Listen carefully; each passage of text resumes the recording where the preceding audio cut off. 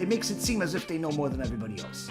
Similar to those Reshaim, those Israelites, these idiots, Goyim, that they're not idiots because they're Goyim, because there are many smart Goyim, but they happen to be one of the idiots among the nations instead of the righteous among the nations. One of the idiots among the nations instead of the righteous among the nations. One of the idiots among the nations instead of the righteous among the nations.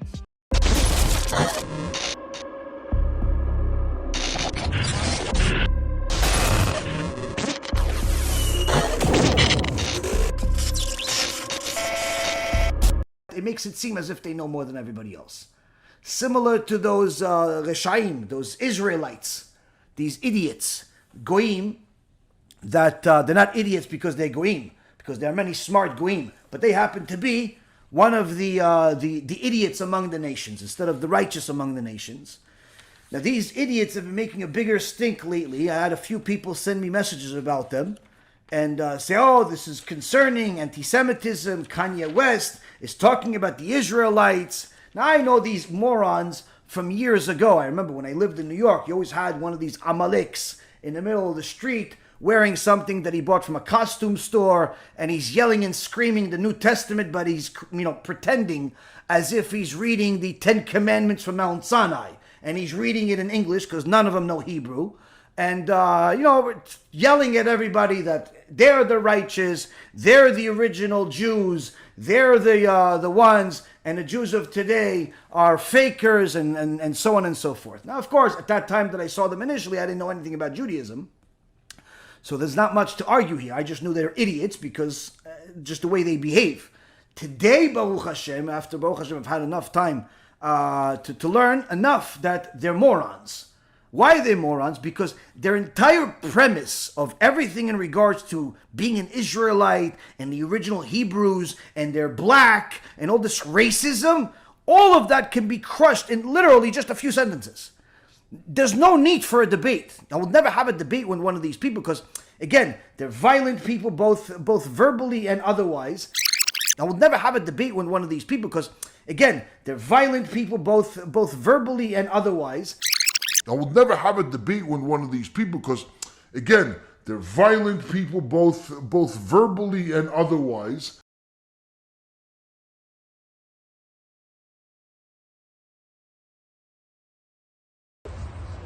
We're gonna make history. We're gonna change how everything is gonna look, and we're gonna do it right. From the Jordan River to the Middle East, that's all ours. It was promised to us. There's no Palestinian nation. No one wants them, so why we? Because we are good. We finished to be good 3 weeks ago. I think the bombing is good. I think they should have a lot more of the bombing, the bombarding. I think we can do a lot more inside of Gaza. It's a fight between the good and the bad, the good and the evil. The only innocent people that are in Gaza now are the 229 hostages that were taken. Once they will go back to Israel, we will bomb Shifa Hospital, all the hospitals, all the tunnels, and kill them all. We will bomb Shifa Hospital, all the hospitals, all the tunnels, and kill them all. We will bomb Shifa Hospital, all the hospitals, all the tunnels, and kill them all. We will bomb Shifa Hospital, all the hospitals, all the tunnels, and kill them all. It's about time. The world knows that. There's no argue about that. We are the center of the world now. Shut up. Wait. We don't do anything illegal. You cannot take us to jail. If you are not involved, please go. Shalom, my friend. We bless you. You're in my country. You come to the United States, you can say whatever you want to say.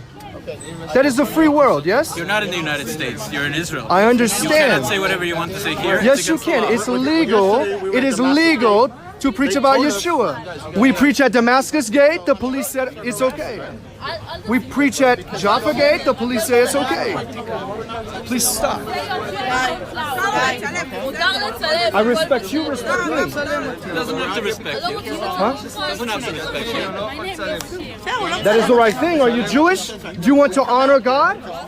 That is the godly thing to do. We respect one another. The godly thing to do is just to kill you. The godly thing is to kill me. The godly thing to do is just to kill you. The godly thing is to kill me. The godly thing to do is just to kill you. The godly thing is to kill me. That is the right thing. Are you Jewish? Do you want to honor God?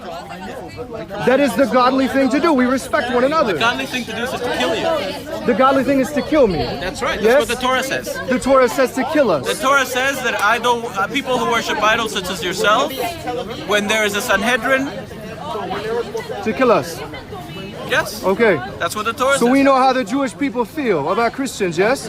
That you discriminate against Christians. Christians are idol You just worshippers. I will never have a debate with one of these people because, again, they're violent people, both verbally and otherwise.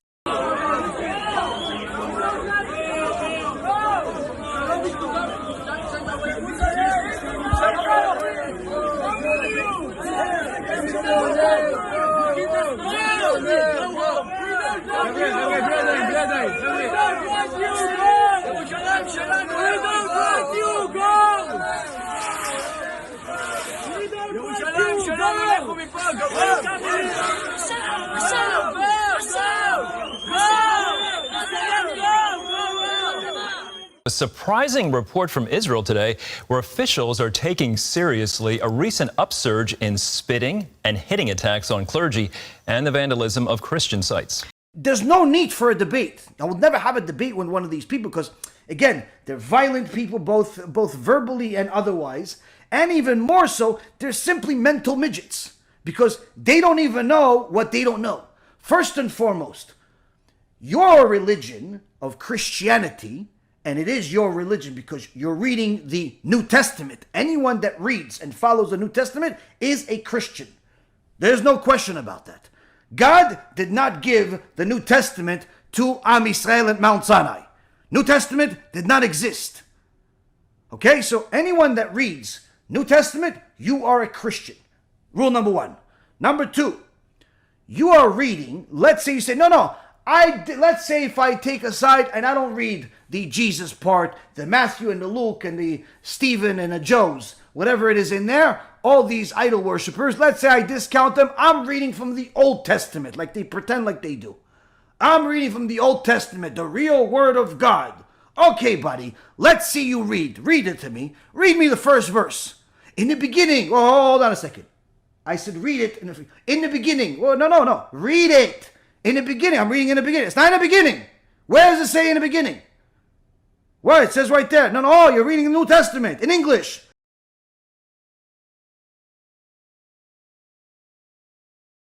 This is how the Zohar interprets the opening words of Genesis. The Hebrew is Bereshit bara Elohim, which we usually translate in the beginning, God created. In the beginning. Well, no. Read it. In the beginning. I'm reading in the beginning. It's not in the beginning. Where does it say in the beginning? Well, it says right there. No, you're reading the New Testament in English. But the Zohar insists on reading the words in the precise order in which they appear in Hebrew. Bereshit, in the beginning. Bara, it created. Elohim, God. In the beginning, it created God. The Zohar takes that to mean, in the beginning, infinity created God. Now, what could that possibly mean? God is now the object of the verse, not the subject, which sounds impossible or heretical, but the Zohar, I think, is saying that infinity is the true reality of God. Anything else that we call God is puny compared to that. That's our own imagination or our own estimate of what God could be. That's our own imagination or our own estimate of what God could be. That's our own imagination or our own estimate of what God could be. It doesn't do justice to the true reality of God. So infinity brought about all that we think of as God. And for the Zohar, that's the meaning of the opening of Genesis. In the beginning, infinity created what we call God. Now, of course, if you want to deal with the whole race card, this is what makes them stupid. The first two makes them ignorant. The third one is what makes them stupid. Why? They claim to be the original Jews because the original Jews, according to morons, were black. Now, all you need to do is read the Torah to know there could never be a possibility that the original Jews were black. Why? Where did the Jews start from? They're going to tell you all types of mumbo-jumbos depending on who the yeller is. But the truth is, where did Am Yisrael start from? Avraham Avinu. So where do we learn about Avraham for the first time? Where? They're going to tell you, oh, we learn about him in Parashat Lech Lecha. No, it's not Lech Lecha, it's Lech Lecha, and it's not that. We learned the first time about Avraham at the end of Parashat Noach. Noach, ish tzadik tamim bedorotav. Noach. That's the parasha. At the end of Parashat Noach, we learn about the Tower of Babel. The Tower of Babel, actually one of the people that was part of the Tower of Babel, one of the wicked people, was Avraham's father, Terach. Okay? Now, this is where everything was. Babel had a place in it called Ur Kasdim. That's where Avraham was thrown into the fire by Nimrod. Where is Babel? That's Babylon. That's Iraq. Iraq, if you want to see it in English. It's, go find me one African-American black guy in Iraq. Find one. You're not going to find. We're going to start with this source here. We're going to deal with the Chaldeans, right? We're going to deal with the Chaldees, because this is the territory that Abraham was raised in. This is the territory that Abraham dwelt, Sarah dwelt, his father dwelt, his family dwelt. So let's get an idea of exactly who the Chaldees were. All right, let's go here. Right? It says here, in consequence of the prejudice, for it is really prejudice, against the Negro, or I ought rather to say, against the possibility of a Negro being learned and scientific arising from an acquaintance with the present Negro character.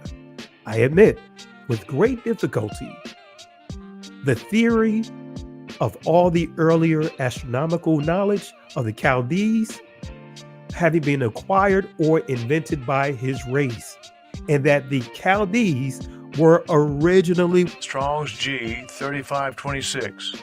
Niger. Strong's G 3526. Niger.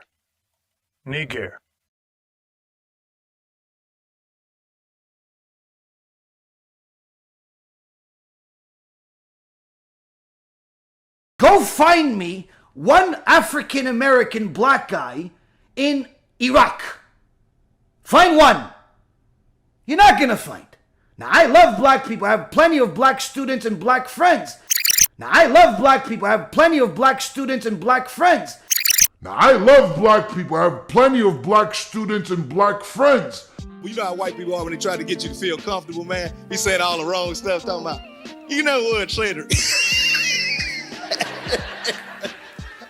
I like black people. Hell, I got a pair of black boots. I got a black pickup truck. I even got a colored TV. I was like, damn, bam! Now you got a black eye. I will never have a debate with one of these people because, again, they're violent people, both verbally and otherwise.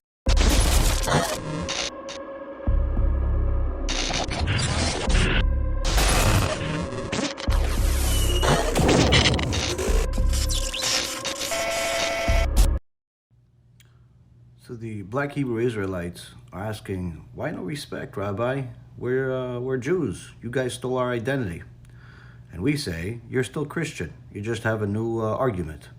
How are you still Christian? As I said before, you still follow the New Testament. You still follow your Yoshke, your Jesus, and you call him all types of names. And the problem is, when you follow the New Testament, it's idolatry, and it's full of heresy, and it's full of mistakes. And the problem is, when you follow the New Testament, it's idolatry, and it's full of heresy, and it's full of mistakes. And the problem is, when you follow the New Testament, it's idolatry, and it's full of heresy, and it's full of mistakes. There were always demons and evil spirits in Talmudic Judaism. One of the most interesting ones was Lilith. Lilith was, according to the one rabbinic reading of the Bible, Adam's first wife. That is to say, the rabbis taught, the woman in Genesis 1 is not the same woman in Genesis 2. The woman in Genesis 1 is Lilith. The woman in Genesis 2 is Eve. Eve is not the same as Lilith. Lilith left Adam, got tired of him, and went off to become the queen of the demonesses. She is the queen of nocturnal emission and crib death. And as a popular amulet, there are amulets sold to protect infants from Lilith. She's also become a feminist icon in liberal Judaism, which is an odd thing. You can walk down the streets of a Jewish neighborhood, walk into a conservative temple and find a copy of Lilith magazine, which is the magazine of Jewish feminism, and then you can walk across the street to a Jewish bookstore in Los Angeles and St. Louis, wherever, and buy an amulet to put in your child's crib to protect them from Lilith. And then you can walk across the street to a Jewish bookstore in Los Angeles and St. Louis, wherever, and buy an amulet to put in your child's crib to protect them from Lilith. And then you can walk across the street to a Jewish bookstore in Los Angeles and St. Louis, wherever, and buy an amulet to put in your child's crib to protect them from Lilith. You want some proofs that we didn't steal your identity and you're still following Christianity? Very simple. You see, we didn't steal your identity. We simply remain Jews. You say, well, where did the name Ashkenazi came from? So a little over 1,000 years ago, as Jewish people scattered around the world had now emigrated in Europe and now were living in the Rhineland in Germany, they looked at the name Gomer in Genesis 10, and they connected Gomer with Germany, so they took on the identity of the name Ashkenaz. It has nothing to do with Ashkenaz in the Bible, which is a descendant of Japhet. It's just a name that was taken. Okay, it's that simple. Just like my last name Brown doesn't refer to the color of my skin or anything else. It was shortened from a Russian name when my grandfather came over at Ellis Island. The name got shortened to Brown. It's just a name. That's all it is. So the idea that Ashkenazi Jews are descended from Japhet is a myth, 100% false, zero truth to it. Just study the history. And you remain Christians that have been trying to kill us, murder us, and do all types of things spiritually and otherwise for the last 2,000 years. Now again, if you would like to become Jews, you're more than welcome to go through an Orthodox conversion and observe the Torah and the Torah only, not the False Testament. You're welcome to come. We've helped quite a few people from your kind. You want some proofs that we didn't steal your identity and you're still following Christianity? Very simple. You see, we didn't steal your identity. We simply remain Jews. You know what you are? You're an ancient Israelite. Ancient Israelite, that's who we are. That's who we are. So if you give me time, if you give me time, but all that he said, no, we don't have so many years. I know. Look at this. This is pages and pages of notes. And I promise we'll give more teaching. But here is my challenge to you. All right. I'm hearing some of your traditions. It's like the days of the Bible. Yes. Do you want to remain ancient Israelites or you want to be Jews?